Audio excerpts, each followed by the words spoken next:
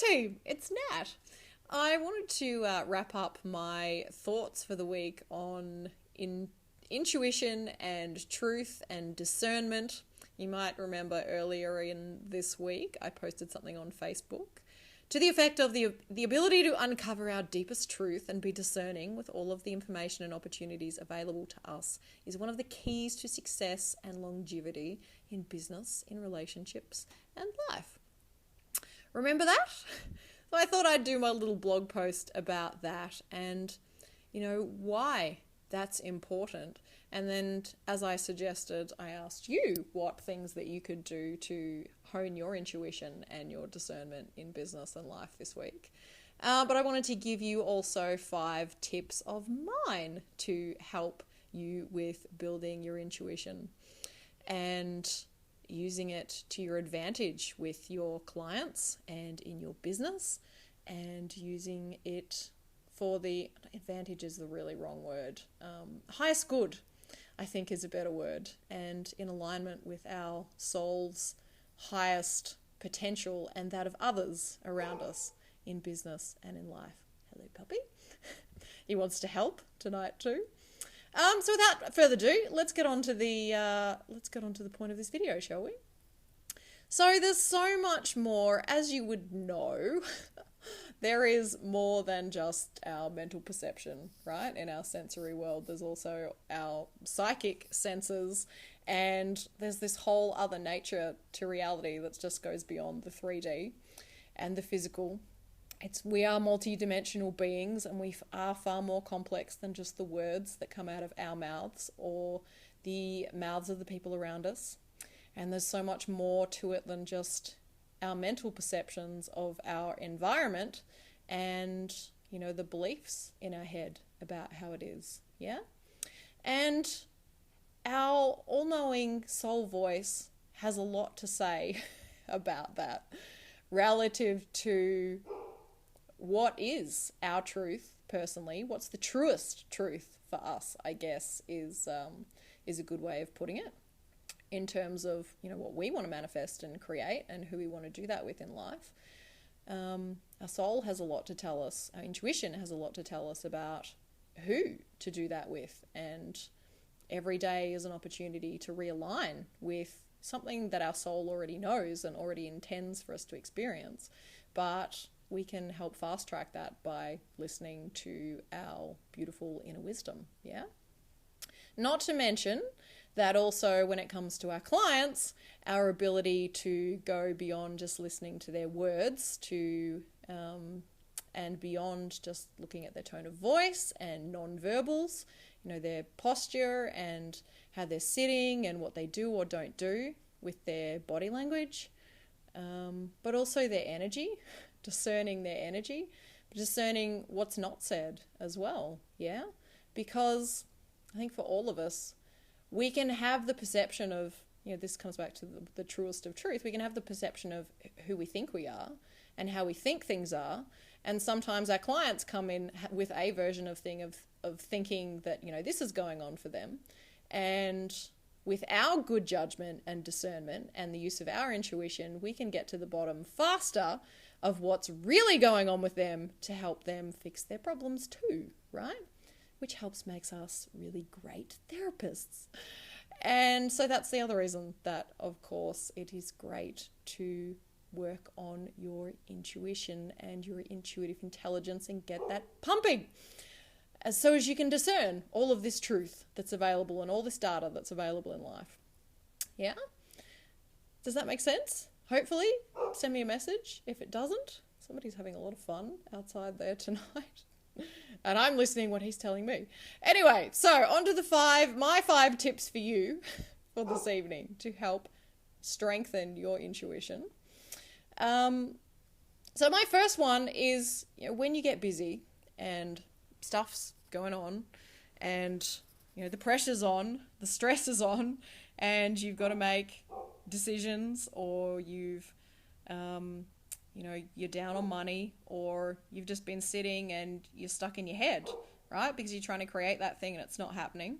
Then one of the greatest things to do is to just stop doing and go do something fun.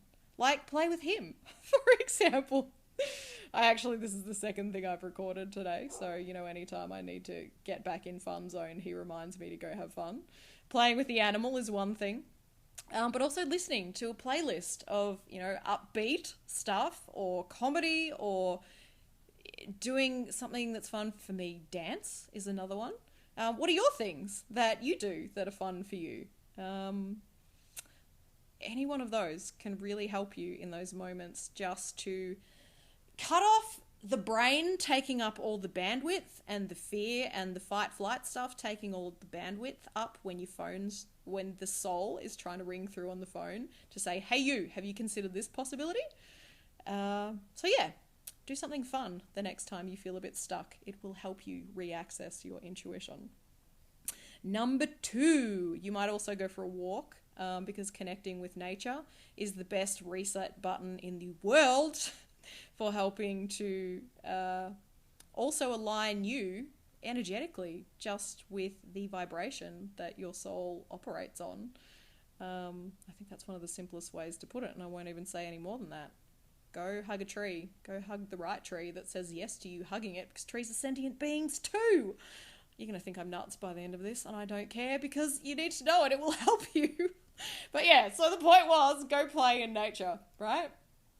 Number 3. This is about being discerning with what you eat, with your diet, and what you put in your body, so as you don't put your body in a state of stress, so as it's in the optimal state for you, right? So that's making sure you have enough water. It's making sure you don't eat things with too many chemicals in them, that you choose healthy foods. Anything with numbers and fancy chemical things that sound like they belong in a lab and probably came from one and were made there, they can put your body under a lot of stress. They take a lot of energy and nutrients trying to break them down and eliminate them. Whereas the things that are more familiar to us, our bodies and our gut bacteria, are good at breaking them down and using them, and we actually get a lot of energy and nutrients out of them, as opposed to having to spend a lot of energy on them. Does that sort of make sense? I'm trying to say this in a succinct way that doesn't take 30 minutes to say it today. So I hope that makes sense.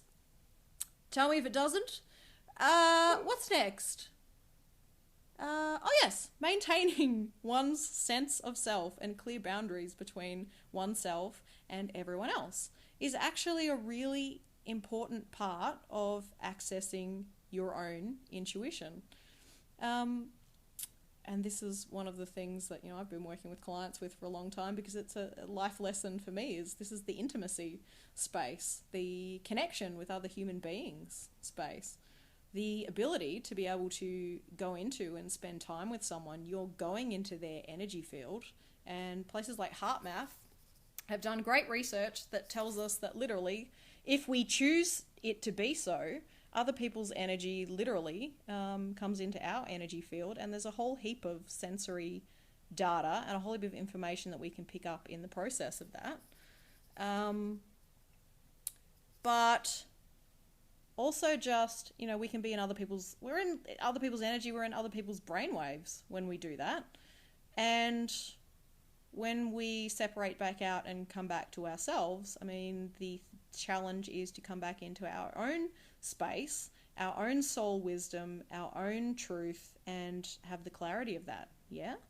So it can be brilliant to have a practice which helps you do that, to have a clear boundary and a clear separation process, yeah? And I don't mean permanent separation. I just mean for the moments where you want to be in your own energy and you want to access your own wisdom.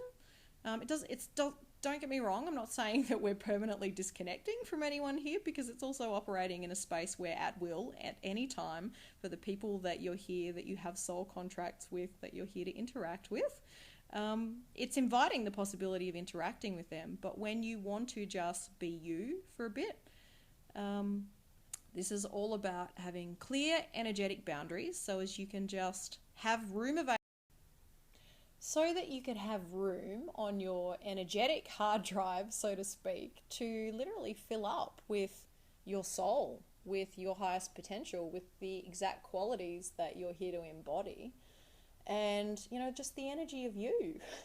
If your body is a temple, then your job is to occupy it 100% with you. a lot of the time, right? For when you're just going about your sole purpose for the day. So there's that. And then also when we're by ourselves and when we're sitting in our own energy, it's important to be able to access our full sensory system and all our senses, all our psychic senses, as well as, the 5 physical ones, to be able to feel into what is that truest truth. Yeah? So as we know what's the way to go forward for us. I hope that makes some sense too. And finally, tip 5 is to have some form of meditation practice in which you actually specifically focus on strengthening any one of your psychic gifts. Yeah? So, this might involve doing a simple practice like to develop your felt sense, your body intelligence and your ability to feel the sensations that your soul gives you via, your feelings and via your sensations in your body. I almost get like, think Uma Thurman in Kill Bill, in the bit where she's paralyzed and she has to get her, like, wiggle your big toe, where she has to wiggle her big toe. Part of developing it starts with literally just single-minded focus and presence on certain parts of our body, right? It could be the inside of your left knee and focusing on what's going on with it. What's the temperature of it? What does it feel like? Does it feel numb? Can you feel it? Does it feel tingly? What does it feel like's going on with it? Can you feel blood going through it? And finally, at an energetic level, can you feel the meridians in it? Can you feel the energy flowing? Can you feel the energy centers that are associated with it? And are they doing what they're meant to be? I mean, there's all these levels of awareness that go with that, right? But the point is having, through meditation, we can do through bringing presence or awareness to any one of them, any one of our intuitive senses. And I won't go into all of them today because that's a whole, hour at least in itself. But that's just one example of how we can use a practice to help refine a certain gift. Yeah, that one will help you with your body consciousness. As it so happens, I had this week actually recorded with the intention of sending this to a few clients for some things that they had going on, but also with some of the things I'd had going on. I was like, well, what if I actually just put down in a recording this process that I do, which is essentially, it's an energy out, energy in clearing meditation, which helps with doing exactly what I've been talking about today, with coming back into the clarity of you, of your presence and your soul self, but also maintaining and strengthening the connections when you need to with the people that it's in your highest good and their highest good for you to be working with, right? So it heightens that potential for you, which means ultimately then you're going to be interacting with the right clients. You can call in the right work colleagues and the right team to get what you want to get done in the world. And it can also help, strengthen and aid the relationships that you already have in your world to be operating at a soul level as well, because, you get more intuitive tips on how to improve those connections and bring your heart, of course, into the equation. This is one of our most important psychic receptive organs, of course. So yeah, that can be a part of it. But also with this particular meditation, I build in like an energy clearing process that can cover a whole gamut of stuff, right? It could be past life stuff. It could be you walk down the street today and you inadvertently it got stuck in your consciousness, that person that looked at you a certain way. It can be that stuff. It can be as simple as that. Or it could be just cleansing your energy field after you've done a lot of sessions today or something like that. There's processes built into it that help you to do that. So as ultimately, again, you can come back to the clarity of you and connect with the right energies going forward. Yeah? Does that sort of sound cool and beneficial to you? I've put the link below just in case you would like to check it out. But yes, I think that's pretty much our 5 tips today to help strengthen your intuition and your ability to be discerning with all of the truth and all of the data that's available out there, so as you can get to the truest truth for you, for your clients, for everyone around you, and make the right decisions. When I say right decisions, the most honouring decisions of you, of your well-being, of who you're here to be and who others are here to be too. Yeah? So that's it for me today. Would love to hear your thoughts, as always. And yeah, that's it. Until next time, I'm Nat Ferrier, women's leadership expert, creator of the She Lives the Life She Loves program, co-creator of the Practitioner Collective. And thanks for watching. And until next time, have fun. Take care. Bye.